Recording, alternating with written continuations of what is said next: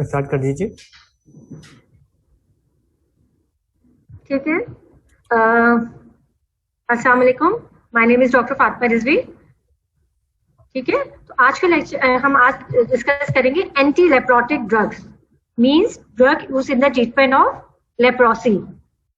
ठीक है, drug use in the treatment of leprosy. आज मेरे ख्याल से मेडिसिन में ही आपने लेप्रोसी के बारे में पढ़ा है, डिजीज।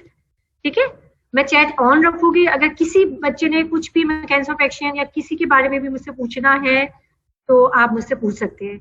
और लेक्चर के एंड में मैं थोड़ा सा क्विज दूंगी, तो आपने अगर मुझे कोई जवाब देना तो चैट में आप मुझे जवाब दे सकते हैं।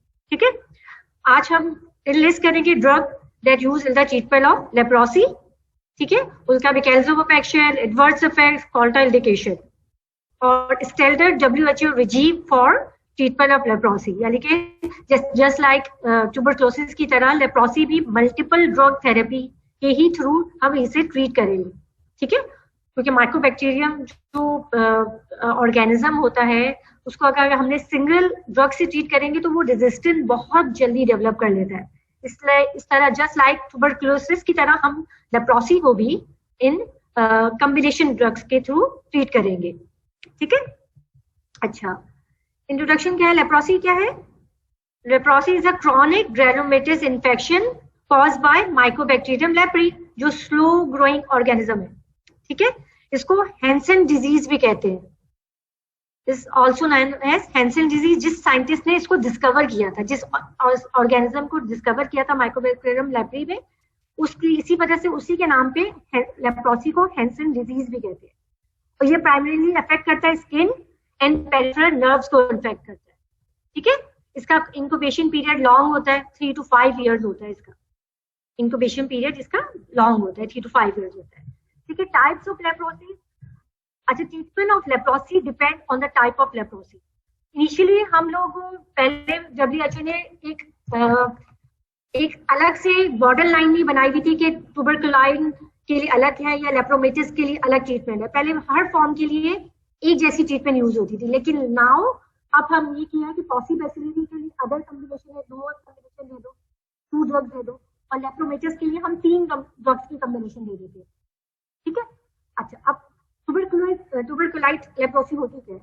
ये पॉसिबैसिलरी जिसे कहते हैं लेप्रोसी। इसमें क्या होता है कि mild less severe form of leprosy होती है। इसमें ऑर्गेनिज्म की काउंट लेस होते हैं। ठीक है, बिकॉज क्यों? आपका इम्यून रिस्पॉन्स जो होता है पेशेंट्स का अच्छा होता है, इस तरह से वो ग्रो और वाइडली स्प्रेड हर जगह नहीं होता। ठीक है, पॉसिबैसिलरी, पॉसी मीन्स कम ऑर्गेनिज्म होते हैं, इसे पॉसिबैसिलरी कहते हैं। और ये लेस आपके स्प्रेड भी पेशेंट्स वाले पेशेंट भी स्प्रेड जो है वो कम करते हैं। और लेप्रोमेटस means severe form of disease.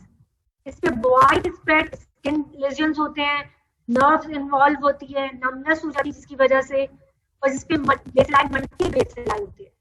ठीक है, इसके अलावा नोज, किडनी और रिप्रोडक्टिव ऑर्गन्स तक इसमें इन्वॉल्व हो जाते हैं। और ये मोर आपके स्प्रेड एबल टू स्प्रेड जो है लेप्रोमेटस पेशेंट्स जो है, लेप्रोसी वाले पेशेंट्स हैं, वो ज्यादा इस लेप्रोसी ऑर्गेनिज्म को स्प्रेड आउट करेंगे। ठीक है, अच्छा अब कौन सी है हमारे पास एंटी लेप्रोमेटिक ड्रग्स, लेप्रोटिक ड्रग? ठीक है, हमारे पास आती है सल्फोन। सल्फोन में जो ड्रग्स होती है डेप्सोन कहलाती है। ठीक है, सल्फोन जो है वो डेरिवेटिव ऑफ सल्फोनामाइड है, डेरिवेटिव ऑफ सल्फोनामाइड है। ठीक है, और डेप्सोन है उसमें। ठीक है, इसका मैकेनिज्म ऑफ एक्शन क्योंकि डेरिवेटिव ऑफ सल्फोनामाइड है तो सेम एज सल्फोनामाइड की तरह है। ठीक है, ये मोस्ट कॉमनली यूज होती है डेप्सोन। ठीक है, क्योंकि ये चीपर एजेंट है इस वजह से मोस्टली ये ज्यादातर यूज होती है। ठीक है, सेकेंड एजेंट जो है वो हमारे पास क्या है? फेनाजीन डेरिवेटिव। फेनाजीन डेरिवेटिव क्लोफेजामिन होती है। ठीक है, क्लोफेजामिन। अच्छा, अदर एंटी ट्यूबरकुलर जो एजेंट्स होते हैं उसमें रिफेम्पिसिन ज्यादातर यूज होती है, इथानोमाइड की जगह रिफेम्पिसिन बहुत ज्यादा यूज होती है। ठीक है, अदर एंटीबायोटिक्स में हमारे पास फ्लोरोकिनोलॉन्स होती है, टेट्रासाइक्लिन्स होती है, मैक्रोलाइड्स होती है। ठीक है, अदर जो एंटीमाइक्रोबियल एजेंट्स हैं जो normally bacteria, other typical bacteria में जो यूज होती हैं, वो फ्लोरोकिनोलॉन्स भी, उसमें ओफ्लोक्सासिन ज्यादातर यूज होती है। ठीक है, टेट्रासाइक्लिन्स में माइनोसाइक्लिन्स ज्यादातर यूज होती है। मैक्रोलाइट्स में क्लेट्रोमाइसिन यूज होती है, ठीक है, क्योंकि ये BCQs में आके इस तरह से मैंने इस तरह से यहाँ पे बता रही हूँ, which of the following fluoroquin use in the treatment of leprosy, तो उसमें कौन सी ड्रग्स होगी, ओफ्लॉक्सासिन। मोस्टली हम सिप्रोफ्लॉक्सासिन के अलावा सब फ्लोरोक्विनोलॉन्स दे सकते हैं, लेकिन जो मोर इफेक्टिव है अगेंस्ट लेप्रोसी वो ओफ्लॉक्सासिन है, ठीक है। टेट्रासाइक्लिन्स में हमारे पास माइनोसाइक्लिन्स देते हैं, मैक्रोलाइट्स में हमारे पास क्लेट्रोमाइसिन है जो हम यूजुअली अगेंस्ट लेप्रोसी में देते हैं। अच्छा, ये जब देते हैं जब हमारे पास रिफैम्पिसिन की रेजिस्टेंट हो तो हम ये ऐड करेंगे, इन तीनों में से कोई भी हम एडअप कर लेंगे। अब ठीक है, अब एक एक ड्रग्स के हम मैकेनिज्म ऑफ एक्शन, उसका एडवर्स इफेक्ट्स हम लेके चलते हैं। सबसे पहले है dapsone. Dapsone is also known as diamino diphenyl sulfone. Diamino diphenyl sulfone भी इसे कहते हैं, ठीक है। ये सिंपलेस्ट है, ओल्डेस्ट है, चीपेस्ट है, मोस्ट एक्टिव है और most commonly use anti leprotic agent है, जो मोस्ट कॉमनली और मोर एक्टिव हम मोस्टली यूज करते हैं। ये लेप्रोस्टेटिक ड्रग है। लेप्रोस्टेटिक मुझे चैट में कोई बता सकता है स्टेटिक और टाइडल मींस क्या मींस होता है? बैक्टीरियोस्टेटिक मींस क्या होता है और बैक्टीरियोसिडिल मींस क्या होता है? बैक्टीरियोस्टेटिक मींस क्या होता है, बैक्टीरियोसिडिल मींस क्या होता है? कुछ चैट में मुझे बताना चाहे। अपनी वीडियो भी स्टार्ट कर देती ताकि मुझे चैट में मुझे कोई बताना चाहे। Static means stop of growth और cidal means killing of the bacteria. Very good, ठीक है। अच्छा, तो ये डेप्सोन इस बैक्टीरियोस्टेटिक या लेप्रोस्टेटिक ड्रग है। इवन एक लो कंसंट्रेशन में भी ये स्टेटिक इफेक्ट्स रखेगा, ठीक है। और ये केमिकली रिलेटेड टू सल्फोनामाइड्स है, जो मैं पहले ही बता चुकी हूँ। तो सल्फोनामाइड ही की तरह इसका मैकेनिज्म ऑफ एक्शन होगा, यानी कि वो फॉलिक एसिड की सिंथेसिस को इनहिबिट करेगा, ठीक है। वो फॉलिक एसिड की सिंथेसिस को इनहिबिट करेगा। एक्टिविटी अगर मैं इसे अलोन यूज करूंगी तो रेजिस्टेंस इसके फौरन डेवलप होगा एज कम्पेयर टू क्लोफेज़ामिन, जिसका एयर तो लगेगा ही, ठीक है। इसका हमें फौरन हमें रेजिस्टेंस डेवलप होना शुरू हो जाएगा, ठीक है। इस वजह से हमने इसको हम नहीं देंगे, इसको अलोन थेरेपी में हम इसको हमेशा मल्टीपल ड्रग थेरेपी के साथ देंगे। रेजिस्टेंट अगर इसका मिल सकता है, अगर हमने यूज कर रहे हो रेजिस्टेंट मिल सकता है because of mutation of folate synthase, जिसको ये एंजाइम को इनहिबिट कर रहा है, उसकी म्यूटेशन की वजह से हमें रेजिस्टेंट मिल सकता है पेशेंट्स में, ठीक है।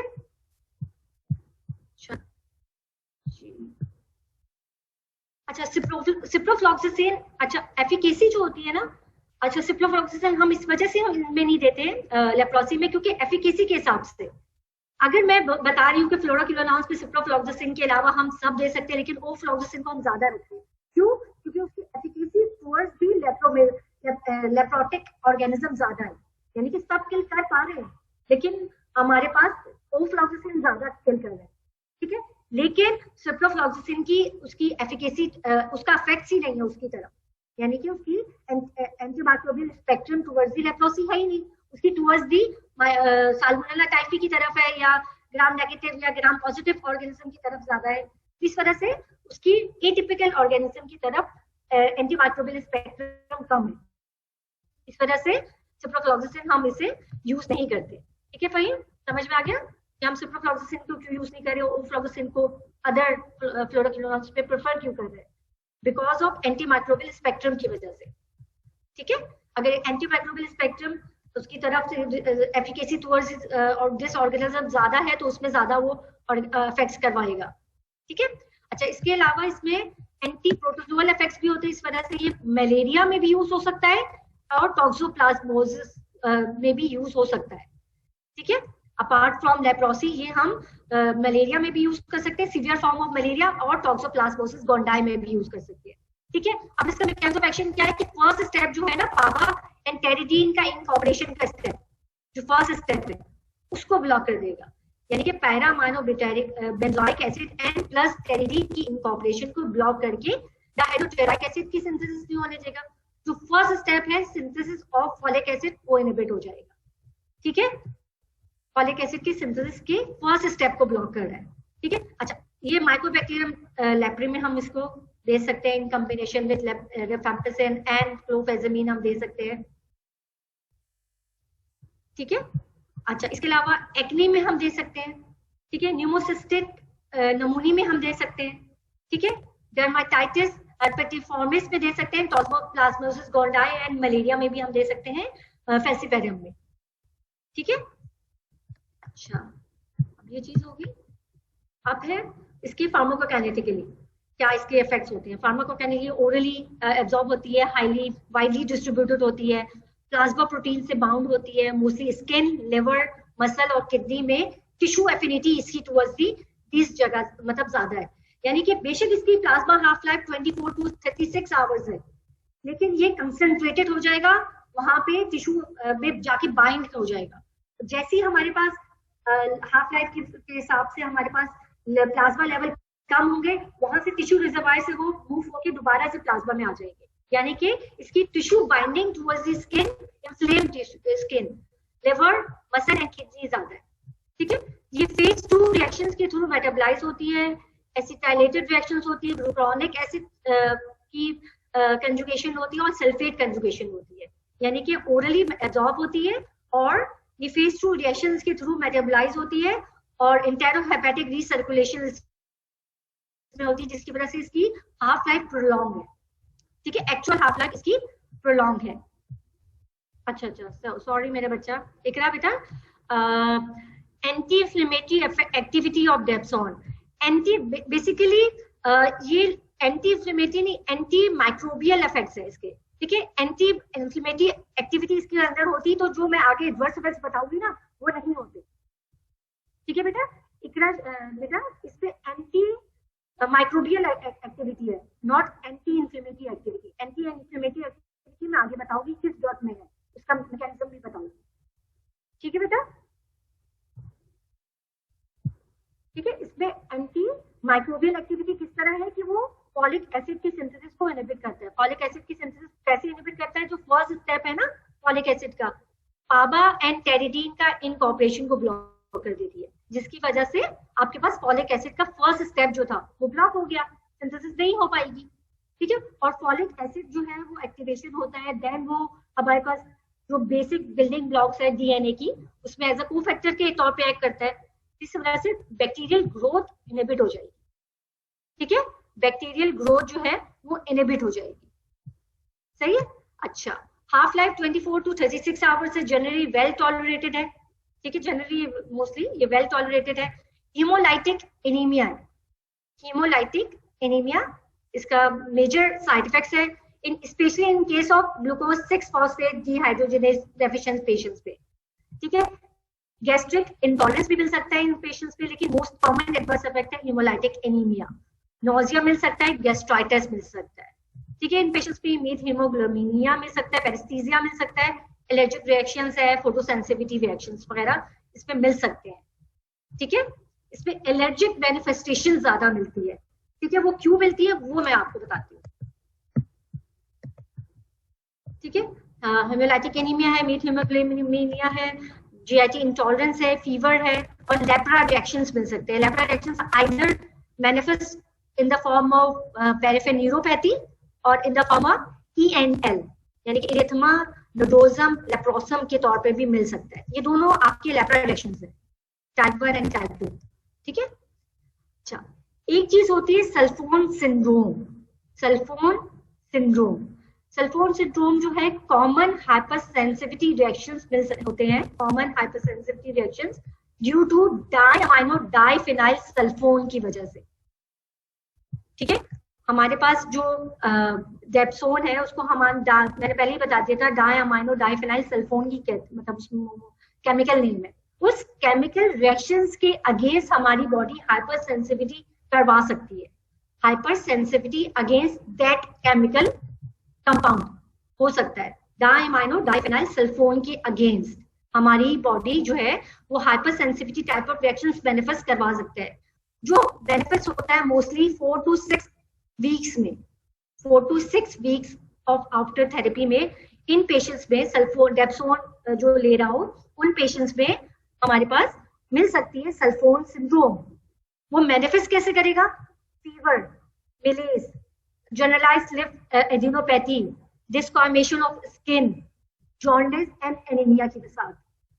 ठीक है, समझ में आया सल्फोन सिंड्रोम के ये क्यों में होगा? Because of hypersensitivity reaction to diaminodiphenyl sulfone की वजह से। ठीक है, डायमाइनोडाइफेनाइल सल्फोन में भी इटसेल्फ एंटी इंफ्लेमेटरी इफेक्ट्स होते हैं, लेकिन हमारी बॉडी उसके अगेंस्ट ज्यादा हाइपर सेंसिटिविटी रिएक्शंस करवाती है, जो इसी वजह से एंटी इंफ्लेमेटरी इफेक्ट्स इसके होने की वजह से जो मैनिफेस्ट हाइपर सेंसिटिविटी होती है वो 4 to 6 वीक्स के बाद होती है। ठीक है, हाइपर सेंसिटिविटी रिएक्शन से इसको विद इन वीक हो जाना चाहिए था, लेकिन ये टेक पार्ट रहेगा 4 to 6 वीक्स में होगा। क्यों होगा? क्योंकि हमारे पास डायमाइनोडाइफेनाइल सल्फोन में itself some extent anti inflammatory effects होते हैं, जब भी डिले हाइपर सेंसिटिविटी रिएक्शंस उन पेशेंट्स में मिलते हैं। ये बात समझ में आई? बेटा चैट में आप मुझे बता सकते हैं अगर ये समझ में आ गई तो मैं आगे चलती हूँ लेप्रा रिएक्शंस की तरफ।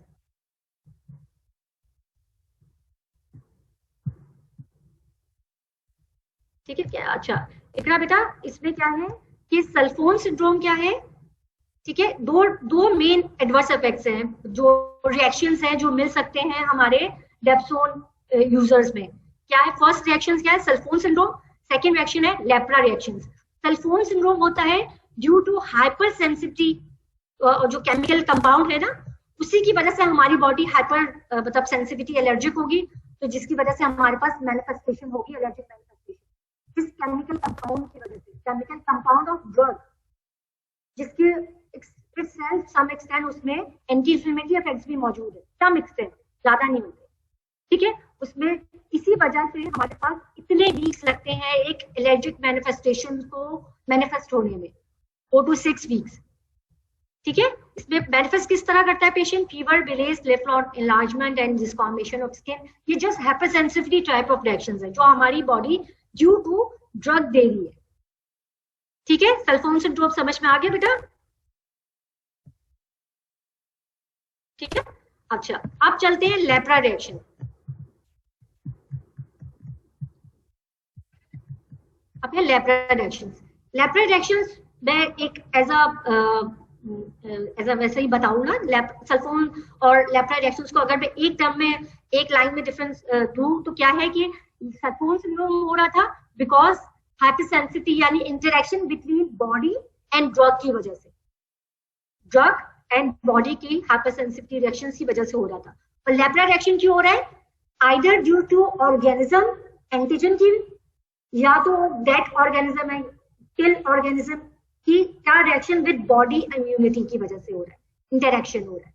लेप्रा रिएक्शन होता है ऑर्गेनिज्म एंड इम्यून सिस्टम हमारा जो पेशेंट का है, उसके इंटरेक्शन की वजह से उन पेशेंट्स में मिल रहा है लेप्रा रिएक्शन। और सल्फोन सिंड्रोम क्यों मिल रहा था? Because of reaction between drug, chemical compound of drug and immune response, sorry बेटा, ठीक है, एंड इम्यून रिस्पॉन्स की वजह से मिल रहा था। ये बात समझ में आई?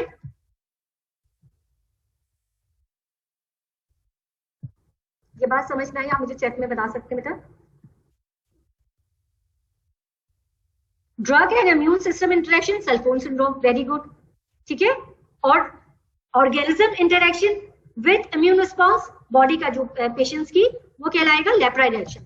और उसमें आइदर रिस्पॉन्स, अगर रिस्पॉन्स मिलेगा डिलेड यानी कि सेल मेडिएटेड इम्यूनिटी जैसा मिले, ठीक है, और रिएक्शन ड्यू टू माइक्रोबैक्टीरियम जो मिलेगा वो एंटीजन की वजह से मिलेगा, यानी कि हमने ऑर्गेनिज्म की ट्रीटमेंट दे रहे हैं, ठीक है, मल्टीपल ट्रीटमेंट दे रहे हैं, ठीक है, उसमें किल होगी, आपकी बैक्टीरिया की ग्रोथ इनहिबिट होगी, और रिफैम्पिसिन दे दिया।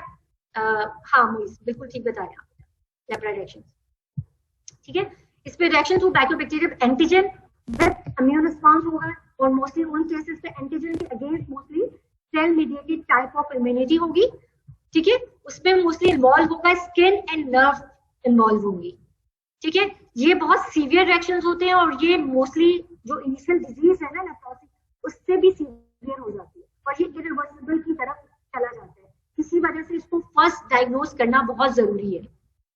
ठीक है, स्किन अल्सरेशन हो जाती है उन पेशेंट्स पे multiple, despite of giving multiple drug therapy, उन पेशेंट्स पे अगर मोस्टली अगर रिफैम्पिसिन एंड डेप्सोन की कॉम्बिनेशन दे रहे होंगे ना मोस्टली, तो उसमें स्किन अल्सरेशन शुरू हो जाएगी या मल्टीपल नर्व इन्वॉल्वमेंट शुरू हो जाएगी। तो उस स्टेज में हमने जैसे पेशेंट कहा है कि मुझे, अगर पेशेंट कंप्लेन कर रहा हो डिस्पाइट ऑफ टेकिंग ड्रग, ये मुझे नमनेस फील हो रही है, और हमारे पास जहाँ पे एरिया था पहले अल्सरेशन नहीं थी, अब अल्सरेशन भी शुरू हो गई है, तो उसमें हमने फौरन ही डेप्सोन को स्टॉप करेंगे और कॉर्टिकोस्टेरॉइड उन पेशेंट्स पे ऐड करेंगे। डेप्सोन की जगह क्लोफेज़ामिन उसमें ऐड कर देंगे, जिसमें पावरफुल एंटी इंफ्लेमेटरी इफेक्ट्स होते हैं, पावरफुल एंटी इंफ्लेमेटरी इफेक्ट्स होते हैं। ठीक है, टाइप 2 रिएक्शंस, लेप्रा रिएक्शंस क्या होते हैं? ये सेल जो इम्यून कॉम्प्लेक्सेस मेडिएटेड इम्यूनिटी होती है, इम्यून रिस्पॉन्स होता है, और ये response to dead bacteria, response to dead bacteria होता है। इसमें क्या होता है? इसमें जो लेजन्स होते हैं वो इनलार्ज होते हैं, रेड हो चुके होते हैं, इन्फ्लेम और मोर पेनफुल हो जाते हैं। यानी कि despite of taking drug patient कहेगा कि मेरे लेजन्स जो है वो इनलार्ज हो चुके हैं और रेड हो चुके हैं और इन्फ्लेम हो रहे हैं और पेनफुल हो रहे हैं, बिकॉज उसमें इम्यून कॉम्प्लेक्सेस मेडिएटेड वेस्कुलाइटिस हो जाएगा वहां पे पेशेंट्स को, और पेनफुल और इन्फ्लेम और स्वेलन हो जाएंगे। ठीक है, इसी वजह से एरिथमा नोडोजम लेप्रोसम उसे कहते हैं। एरिथमा यानी कि रेड हो जाएगा, नोजम और नोडुलर टाइप का हो जाएगा उन पेशेंट्स में। ठीक है, उसमें भी हमने फौरन स्टॉप करके क्लोफेज़ामिन उसमें एडअप कर देंगे, और कॉर्टिकोस्टेरॉइड्स हमने शॉर्ट पीरियड के लिए प्रेडनिसोलोन उन पेशेंट्स में देंगे, ताकि जो इम्यून रिस्पॉन्स है हमारी बॉडी दे रही है वो रुक जाए। ठीक है, दोनों रिएक्शंस में हमने मल्टीपल ड्रग थेरेपी को रोकना नहीं है। अगर रिफेम्पिसिन दे रहे हैं उसके साथ डेप्सोन की वजह से लेप्रा रिएक्शन आ रहा है ना, तो हमने डेप्सोन को हटा के क्लोफेज़ामिन ऐड कर देंगे। यानी कि हमने किसी भी स्टेज में पेशेंट की मल्टीपल ड्रग थेरेपी को रोकना नहीं है, वरना तो पेशेंट जो ऑर्गेनिज्म होता है ना वो फौरन ही जो है वो रेजिस्टेंट स्ट्रेन डेवलप कर देगा। नहीं, इकरा बेटा, कॉर्टिकोस्टेरॉइड फर्स्ट लाइन थेरेपी नहीं है, ये तो जस्ट उसके रिएक्शंस को ट्रीट करने के लिए, जो इम्यून रिस्पॉन्स जो हमारी बॉडी में दे रहा है ना, जो इम्यून रिस्पॉन्स हमारी बॉडी में दे रहा है ना, तो इसी वजह से उस जो ऑर्गेनिज्म के अगेंस्ट दे रहा है, इस वजह से हम उसमें कॉर्टिकोस्टेरॉइड देंगे। नहीं, हम कॉर्टिकोस्टेरॉइड देंगे। एस्पिरिन जो है वो सिर्फ एक आपके पास सिर्फ प्रोस्टाग्लैंडिन को ज्यादातर अफेक्ट करता है, कॉक्स पाथवे को करते हैं, लेकिन हमारे पास इम्यून कॉम्प्लेक्सेस बनते हैं तो ल्यूकोट्राइन्स भी हमारे पास इन्वॉल्व होते हैं, तो हमारे पास फॉस्फोलिपेज A2 को ब्लॉक करना ज्यादा जरूरी है। फॉस्फोलिपेज A2 को ब्लॉक करना ज्यादा जरूरी है, इसी वजह से हम उसे कॉर्टिकोस्टेरॉइड देते हैं। नहीं, lepra reactions not due to drugs, लेकिन हमारे पास इम्यून रिस्पॉन्स जो है उसमें ज्यादा मिल रहा है, और ये सिर्फ और सिर्फ मोस्टली पेशेंट्स में मिलता है जो ज्यादा एक्टिव ड्रग होती है ना। मैंने बताया था एक्टिव ड्रग है ना, डेप्सोन का एक होना, एक एक्टिव एक पॉजिटिव पॉइंट भी है और एक नेगेटिव पॉइंट भी है। नेगेटिव पॉइंट क्या कि वो जल्दी जल्दी बैक्टीरिया की ग्रोथ को इनहिबिट करवा के ना हमारी जो एंटीजेंस माइक्रोबैक्टीरियम लेप्री के एंटीजेंस जो है वो निकलना शुरू हो जाएंगे। ठीक है, डेड बैक्टीरिया, ठीक है, रिफेम्पिसिन भी हम देंगे तो डेड बैक्टीरिया ज्यादा होंगे। एक तो बैक्टीरिया की ग्रोथ इनहिबिट करवा दी आपने डेप्सोन देके, और रिफेम्पिसिन दे दिया, डेड बैक्टीरिया हो जाएंगे। ठीक है, तो आपके पास डेप्सोन की एक्टिविटी ज्यादा होने की वजह से अब पेशेंट की इम्यूनिटी उसको हैंडल नहीं कर पा रही है। ठीक है, इम्यूनिटी हैंडल नहीं कर पा रही है, तो हम मोस्ट एक्टिव ड्रग को हटा के जो लेस एक्टिव ड्रग है एज कंपेयर टू डेप्सोन वो दे देंगे। ये समझ में आया रिता बेटा? ये इम्यून रिस्पॉन्स मिल रहा है। ठीक है बेटा, समझ में आया कि हमने कॉर्टिकोस्टेरॉइड्स क्यों इसमें ऐड किया है? क्योंकि एकदम एक्टिविटी ज्यादा है, हमारा इम्यून कॉम्प्लेक्स जो है वो कंफ्यूज हो गया, ज्यादा उसकी एक्टिविटी इंक्रीज हो गई। ठीक है बेटा, अच्छा हम इकरा बेटा हम इसमें एस्पिरिन नहीं डालेंगे, ये पॉइंट समझ में आ गया ना? ठीक है, अब है क्लोफेज़ामिन। जो क्लोफेज़ामिन हम बार बार बताए जा रहे हैं कि ये एक ये भी बैक्टीरियोस्टेटिक है। ठीक है, इसमें होता है एंटी लेप्रोटिक इफेक्ट्स, और इसमें मैं मेंशन कर सकती हूँ कि इसमें पावरफुल एंटी इंफ्लेमेटरी इफेक्ट्स होता है। इसमें पावरफुल एंटी इंफ्लेमेटरी इफेक्ट्स मिलता है, जिसकी वजह से लेप्रा रिएक्शंस क्लोफेज़ामिन में नहीं मिलेगा हमें। समझ में आया? इस वजह से लेप्रा रिएक्शंस जो है वो हमें नहीं मिलेंगे इन केस ऑफ क्लोफेज़ामिन। और ये क्लोफेज़ामिन अगर लेप्रा रिएक्शंस डेप्सोन के साथ मिल रहा हो तो हमने डेप्सोन की जगह क्लोफेज़ामिन देंगे। ठीक है, ये बात समझ में आ गई? इसका mostly mechanism of action unknown है। ठीक है, लेकिन प्रोपोज मैकेनिज्म ऑफ एक्शन इसके 3 है। प्रोपोज मैकेनिज्म ऑफ एक्शन 3 क्या है? कि टेम्पलेट फंक्शन ऑफ डीएनए को इनहिबिट करता है। यानी कि जो टेम्पलेट्स होते हैं ना डीएनए की, उसमें जो गामानिन बेसिस होती है उससे बाइंड करके उसकी इनकॉर्पोरेशन जो टेम्पलेट्स में होती है वो इनहिबिट करा देता है, तो आपकी बैक्टीरियल ग्रोथ इनहिबिट होगी। ठीक है, डीएनए जो स्ट्रैंड है उसमें टेम्पलेट फंक्शंस को वो इंटरफेयर करवाता है और बैक्टीरियल ग्रोथ को इनहिबिट करवा देता है। दूसरी चीज क्या है कि मेम्ब्रेन स्ट्रक्चर एंड ट्रांसपोर्ट को भी ये अफेक्ट करवा सकता है, यानी कि उसकी जो एसिड फास्टनेस है उसको डिक्रीज करवा सकता है मे बी, यानी और मे बी ये करवा सकता है कि माइक्रोकॉन्ड्रिया में जो इलेक्ट्रॉन ट्रांसपोर्ट सिस्टम है उसको अफेक्ट भी करवा सकता है। नहीं, क्लोफेजामिन मैंने बताया ना कि क्लोफेजामिन जो है वो एंटी इंफ्लेमेटरी इफेक्ट्स तो है उसमें, लेकिन मोर एक्टिव और मोस्ट चीपेस्ट एजेंट जो है वो हमारे पास डेप्सोनिन है। ठीक है, चीप एजेंट है और ये 6 मंथ्स या 1 साल तक इसकी ट्रीटमेंट चलती है। तो मैं ऐसी ड्रग्स को लेकर इमर्ज करूंगी जो मोर एक्टिव हो, और लेप्रोरेक्शन सब पेशेंट्स में भी नहीं मिलता, ये कुछ पेशेंट्स में मिलता है, सब पेशेंट्स में भी नहीं मिलता। ठीक है, समझ में आया बेटा? अच्छा, तीसरा मैकेनिज्म क्या है कि may be electron transport mechanism को भी ये इंटरफेयर करवा सकता है। ठीक है, ये 3 जो मैकेनिज्म है ये इसके बैक्टीरियोस्टेटिक मैकेनिज्म है। एक additional unknown anti inflammatory effects भी है। मे बी कुछ बुक्स में ये लिखा है कि ये increase the generation of reactive oxidant करवाएगा न्यूट्रोफिल की, जो प्रिवेंट करवा सकता है एरिथमा नोडोसम लेप्रोसम को by causing transmigration of neutrophil, यानी कि आपकी जो ट्रांस माइग्रेशन करवा देगा। और some extent anti inflammatory effects का ये रीजन लिखा हुआ है कुछ बुक्स में कि वो ट्रांस माइग्रेशन करवा देगा न्यूट्रोफिल्स। ठीक है, ये भी एब्जॉर्ब हो सकता है, मोस्टली 70% वेरिएबल एब्जॉर्प्शन होती है, 70% डिपॉजिट होता है सबक्यूटेनियस टिश्यू में क्रिस्टल की फॉर्म में। ठीक है, ये प्राइमरीली बाइल के थ्रू स्पीट आउट होता है, यूरिन में just less than 1% spit out होता है। हाफ लाइफ इसकी 70 डेज है, हाफ लाइफ इसकी 70 डेज है। ठीक है, हाफ लाइफ इसकी बहुत अच्छी है, अब 70 डेज है। ठीक है, अच्छा, ये वेल टॉलरेटेड है, लेकिन एक जो है कि स्किन पिगमेंटेशन करवा देता है और स्किन को ड्राई कर देता है। Skin pigmentation and skin dryness करवा सकता है। नहीं, ये सेल मेडिएटेड इम्यूनिटी को नहीं करेगा, ये सेल मेडिएटेड इम्यूनिटी को मोस्टली नहीं करता है। ठीक है, इसी वजह से इसको एरिथेमा नोडोसम लेप्रोसम में फर्स्ट लाइन देते हैं। लेकिन हमारे पास फर्स्ट जो सेल मेडिएटेड वाला था ना, जो फर्स्ट वाला था जिसमें सेल मेडिएटेड लेप्रोरेक्शंस में हो रहा था, उसमें भी हम क्लोफेजामिन दे सकते हैं अलोंग विद कॉर्टिकोस्टेरॉइड्स। उसमें क्लोफेजामिन हमने क्यों ऐड किया है?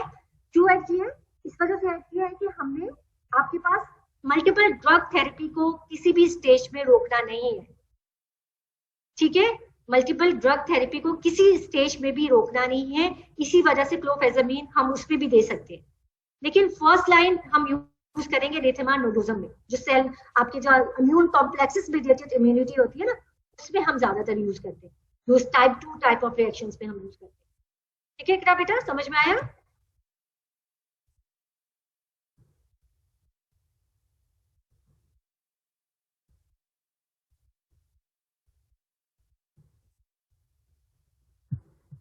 ठीक है, अच्छा, दूसरी चीज आ गई है हमारे पास अदर ड्रग्स में। हमारे पास रिफेम्पिसिन होती है। रिफेम्पिसिन बैक्टीरियोसिडिल ड्रग है, बैक्टीरियोसिडिल।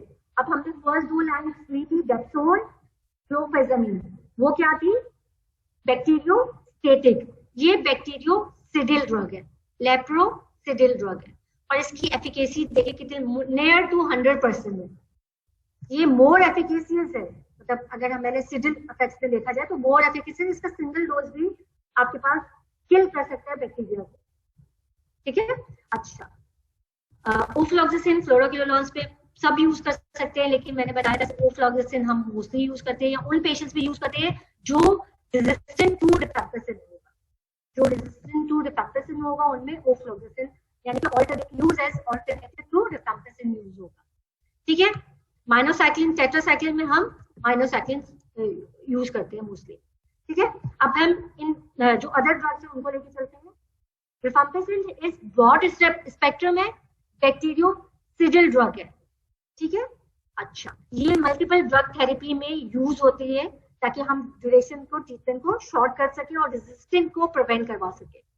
ठीक है, इसका मैकेनिज्म क्या है?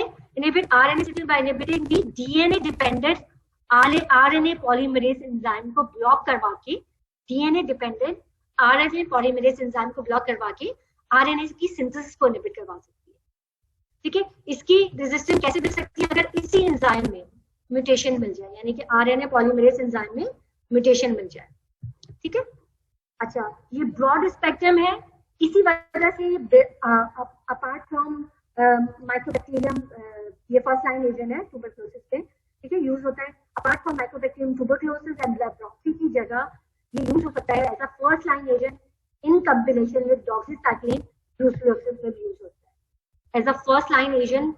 ये माइकोबैक्टीरियम में भी यूज हो रहा है, लेप्रोसी में भी यूज हो रहा है, और थर्ड कंडीशन जिसपे ये आपके पास फर्स्ट लाइन एजेंट यूज हो रहा है इन कॉम्बिनेशन में टेट्रासाइक्लिन यूज हो रहा है ब्रूसेलोसिस में।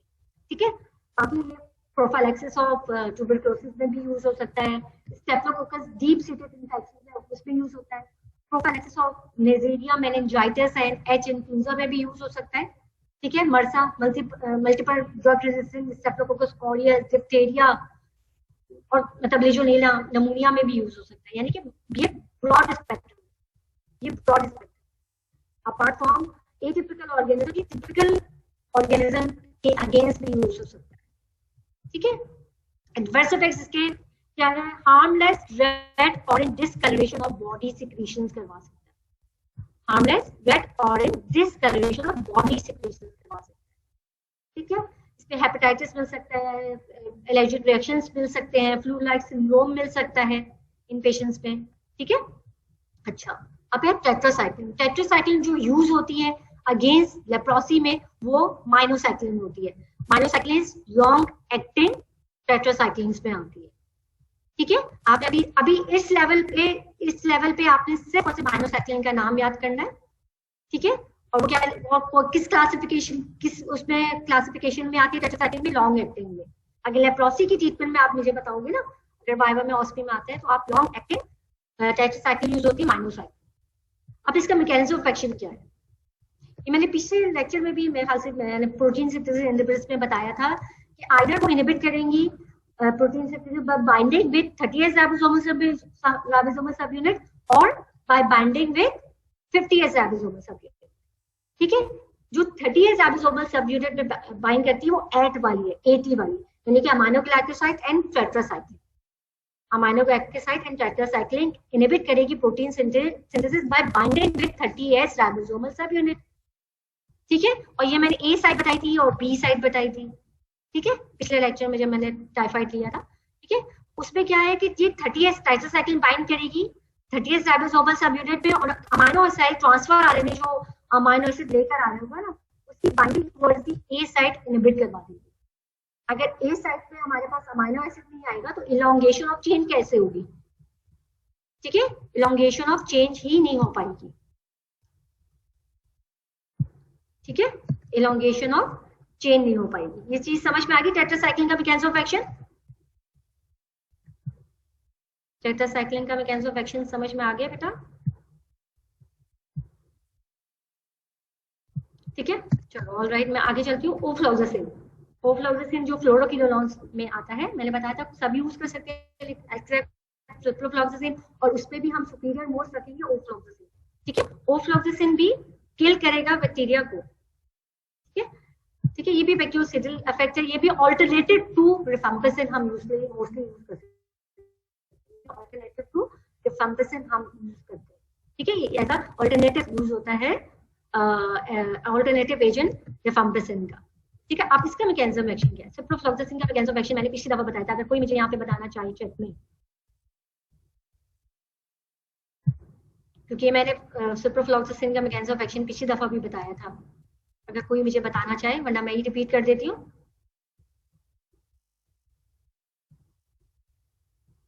अच्छा, ये मोस्टली डीएनए गाइडेज यानी कि टोपोआइसोमेरेज 2 या टोपोआइसोमेरेज 4 एंजाइम को ब्लॉक करता है। डीएनए गाइडेज या टोपोआइसोमेरेज 2 का इफेक्ट क्या था कि ये सुपर क्वाइलिंग को प्रिवेंट करवाता है, यानी कि जब रेप्लिकेशन फॉर्क बनता है ना, जब डीएनए सिंथेसिस की जब रेप्लिकेशन हो रही होती है तो आपके पास रेप्लिकेशन फॉर्क बनता है तो बिहाइंड जो होता है ना, बिहाइंड आपके पास जैसे सुपर क्वाइलिंग हो जाती है, सुपर क्वाइलिंग हो जाती है ना, तो सुपर क्वाइलिंग को प्रिवेंट करता है आपके पास डीएनए गायरेज एंजाइम। ठीक है, सुपर क्वाइलिंग को प्रिवेंट करता है डीएनए गायरेज एंजाइम। ठीक है, डीएनए जो आपके गायरेज एंजाइम ब्लॉक करता है, और जो आपके पास मेक श्योर करवाता है कि डॉटर सेल्स पे equal amount of DNA strand जाए, वो टोपोआइसोमेरेज 4 एंजाइम है। ठीक है, ये मोस्टली कीटोलॉन्स जो होती है डीएनए गायरेज यानी कि को ब्लॉक करवाती थी, जो सुपर क्वाइलिंग को प्रिवेंट करवा रहा है, और टोपोआइसोमेरेज 4 को इनहिबिट करवा देती है, जिसकी वजह से डीएनए रेप्लिकेशन जो है वो इनहिबिट हो जाती है। ठीक है, ओफ्लॉक्सिसिन के भी मैकेनिज्म ऑफ एक्शन सेम है फ्लोरोक्विनोलॉन्स में। ठीक है, अब है WHO की रिजीम क्या है, जो लेप्रोसी के अगेंस्ट जो WHO की रिजीम कौन कौन सी है। ठीक है, अच्छा हमारे पास पॉसिबेसिलरी और मल्टीबेसिलरी है। पॉसिबेसिलरी मींस उसमें ऑर्गेनिज्म कम है, मल्टीबेसिलरी मींस उसमें ऑर्गेनिज्म ज्यादा है, तो हमने कॉम्बिनेशन जरा बढ़ा के देनी पड़ेगी। ठीक है, पॉसिबेसिलरी में ड्यूरेशन भी कम है, 6 मंथ तक देने, मल्टीबेसिलरी में 1 साल तक या मे बी उससे ज्यादा चल सकती है। रिफेम्पिसिन हमने पॉसिबेसिलरी में रिफेम्पिसिन एंड डेप्सोन देंगे, और मल्टीबेसिलरी में हम लोग रिफेम्पिसिन, डेप्सोन एंड क्लोफेजामिन देंगे 1 साल तक। ठीक है, हमने आपके यहाँ से मैं बताती हूँ, इस तरह के ब्लिस्टर्स होते हैं पॉसिबेसिलरी में, इस तरह के ब्लिस्टर्स होते हैं। ठीक है, इसमें 6 ब्लिस्टर्स हम देंगे पॉसिबेसिलरी में। ठीक है, उसमें हमारे पास डे 1 में क्या देंगे, 2 capsules of rifampicin along with 1 tablet of dapsone. अगर डे फर्स्ट मंथ है, डे 1 है, ठीक है, तो हमने 2 कैप्सूल और rifampicin plus 1 tablet of dapsone देंगे। ठीक है, और लेटर ऑन हमने जो 29 या 30 डेज से होंगे, तो उसमें हमने डेप्सोन की 1 टैबलेट देंगे डेली। ठीक है, यानी कि महीने के नेक्स्ट मंथ आएगा तो वो भी ब्लिस्टर्स में 2 रिफेम्पिसिन होगा और 1 टैबलेट और डेप्सोन होगा, दोनों चाइल्ड और एडल्ट, बट डोज का डिफरेंस होगा, और हम फार्माकोलॉजी में डोज इतना नहीं कंसर्न तुम लोगों से पूछेंगे। ठीक है बेटा, ठीक है, तो फर्स्ट डे में हमने रिफेम्पिसिन देंगे, later on 29 rifampicin along with dapsone, later on हमने डेप्सोन की 1 टैबलेट देंगे। ठीक है, अब है मल्टीबेसिलरी में। मल्टीबेसिलरी में हमने 2 capsule of rifampicin, 3 capsules of clofazimine and 1 tablet of dapsone देंगे। 2-3-1 का रेशियो हो गया, 2 tablet rifampicin, 3 tablet of clofazimine and 1 tablet of dapsone देंगे, अगर multi drug resistant multi bacillary है। ठीक है, अगर उसके बाद हमने डेप्सोन एंड क्लोफेजामिन की कॉम्बिनेशन चलाएंगे, उसके बाद हम क्लोफेजामिन एंड डेप्सोन का कॉम्बिनेशन चलाएंगे। ठीक है, समझ में आ गया बेटा। यहाँ पे अगर किसी ने मुझे पूछना है तो मैं बीसी को बस फिर की तरफ चलती हूँ, तो इसकी तरफ वैसे टाइम भी हो रहा है ना बेटा। यहाँ तक अगर किसी ने पूछना है मुझसे,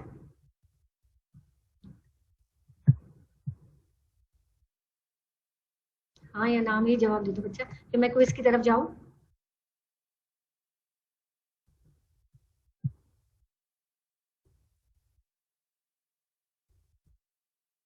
अगर डेप्सोन रेजिस्टेंट जो है अगर मिलेगा तो हम क्लोफेजामिन देंगे, उसमें हम क्लोफेजामिन, ओफ्लॉक्सिसिन ऐड कर देंगे और रिफेम्पिसिन ऐड कर देंगे।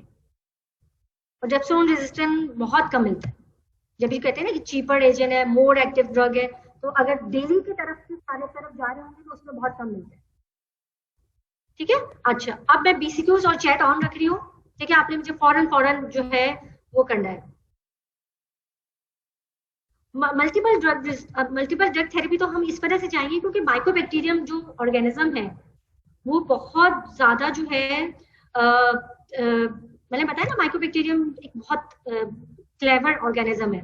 वो अगर मैंने एक सिंगल गार्ड उसको रेस्क्यू करने के लिए दे दिया तो फौरन ही उस गार्ड को के अगेंस्ट कुछ बैकडोर बना लेगा। अगर मैं मल्टीपल दे दूं या एक से ज्यादा दे दूं तो वो बैकडोर बनाने में उसको टाइम लगेगा। मैंने पहले 2 कैप्सूल्स ऑफ रिफेम्पिसिन पहले महीने में ले ली, जिसका 100% नियर टू 100% हमारे पास नियर टू 100% हमारे पास सिडिल इफेक्ट्स है, नियर टू 100% हमारे पास सिडिल इफेक्ट्स है। ठीक है, तो हमारे पास ऑर्गेनिज्म की काउंट भी कम हो गए, तो हमने ऐसे दे देंगे जो उसको सिर्फ दूसरे ऑर्गेनिज्म को बढ़ने ना दे, तो डेप्सोन दे देंगे। ठीक है,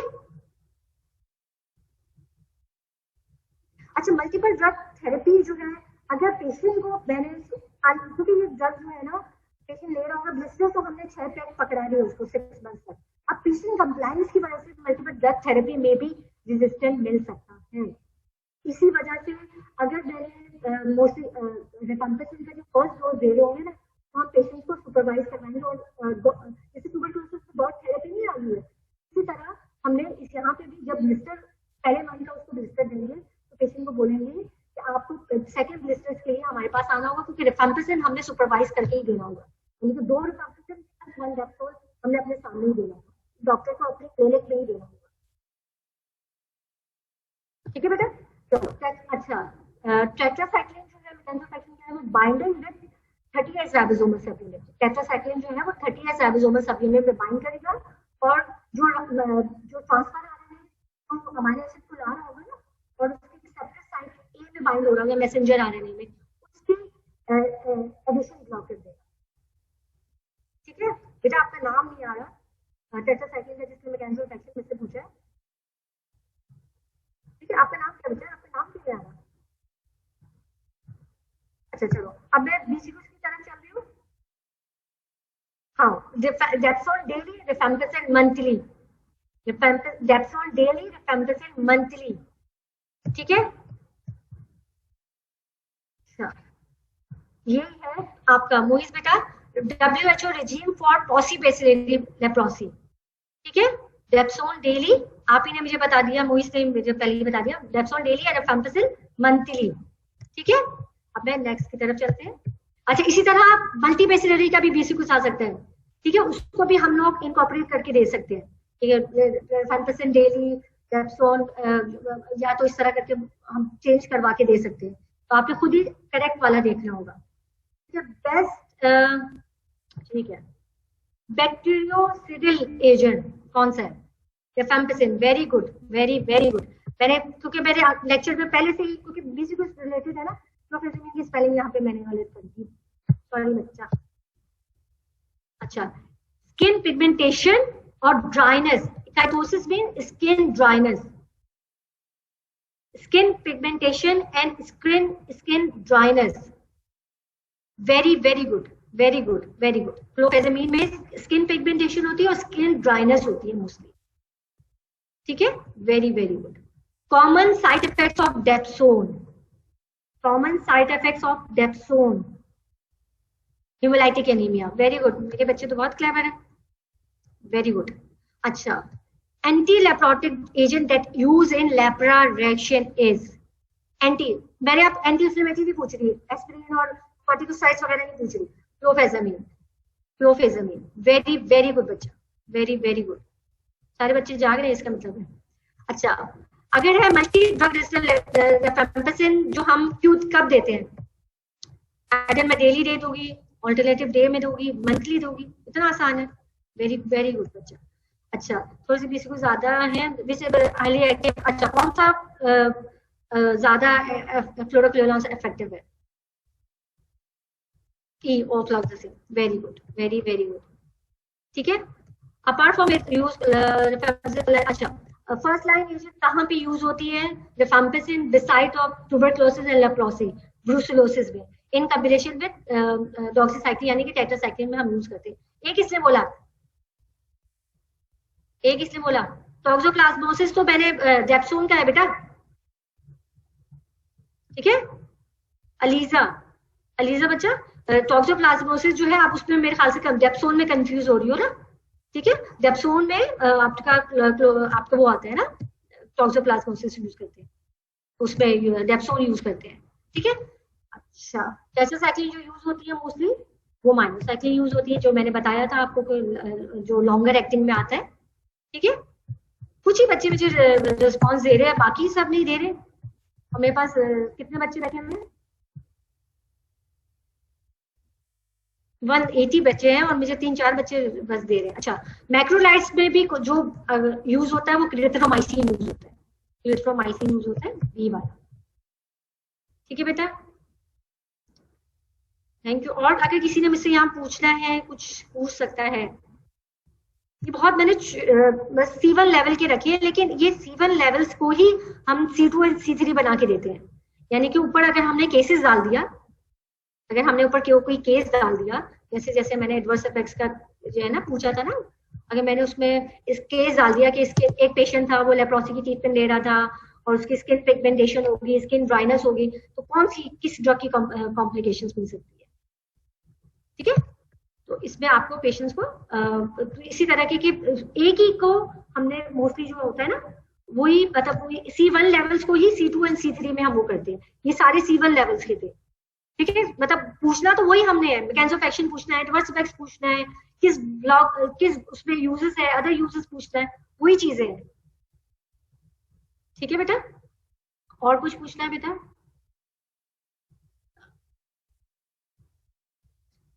ठीक है, इकरा बेटा मेरा ईमेल एड्रेस जो है वो fatma.rizvi जो है @duhs.edu.pk। ठीक है, सिद्दुल मुंतहा, बहुत अच्छा नाम है बेटा आपका। ठीक है मोहित, आप मुझे ईमेल भी कर सकते हो fatma.rizvi@duhs.edu.pk। ठीक है बेटा, और ये आपके ना LMS में ये लेक्चर जो है वो आपके अपलोड हो जाएगा। LMS में लॉगिन हुआ करो। ठीक है, चलो ठीक है बेटा, अल्लाह हाफिज बच्चा। ओके मैम, अल्लाह हाफिज, अस्सलाम वालेकुम।